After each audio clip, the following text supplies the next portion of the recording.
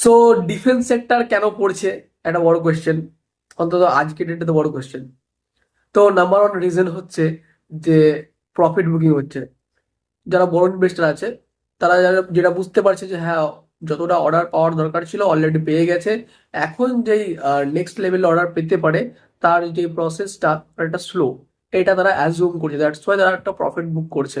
হ্যাঁ, তারা আবার প্রফিট বুক করার পরে আবার স্টক পারচেস করতে পারে, বাট তার জন্য আবার প্রত্যেকটা ডিফারেন্ট স্টককে প্রপার ওয়েতে কিন্তু অর্ডার পেতে হবে। Number one reason.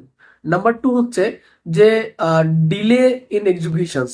ওকে, অ্যাকচুয়ালি কি হয়, যখনই কোনো অর্ডার পাই, ওকে, মানে এক্সপোর্ট করার জন্য নিজের ডিফেন্স ইকুইপমেন্ট, সো সেখানে কি হয় যে ইনস্ট্যান্টলি কিন্তু তারা এক্সপোর্টের জন্য এক্সিকিউশন শুরু করতে পারে না, সেই কারণে প্রফিটে ইম্প্যাক্ট হচ্ছে।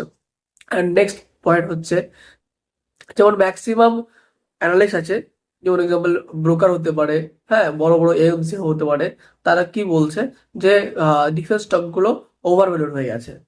অ্যান্ড সত্যি কথা বলতে গেলে আজকের ডেটে যদি বলি, আইসিআইসিআই সিকিউরিটিজ কিন্তু ম্যাসডককে বলেছে যে স্টকটা 77% পড়তে পারে।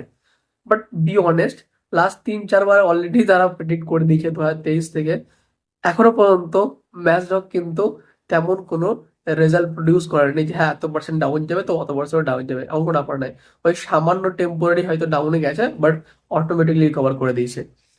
নেক্সট পয়েন্ট হচ্ছে গ্লোবাল সিচুয়েশনস, যেমন আপনার ইনফ্লেশন, হ্যাঁ, রিসেশন খুবই বড় ইম্প্যাক্ট করছে মার্কেটের জন্য। তো দ্যাটস ওয়াই কিন্তু আপনার ডিফেন্স স্টক নিচে পড়ছে। সো এমনই ভিডিও পাওয়ার জন্য করতে হবে, ভিডিওটা শেয়ার করতে হবে। Thank you so much, have a great day.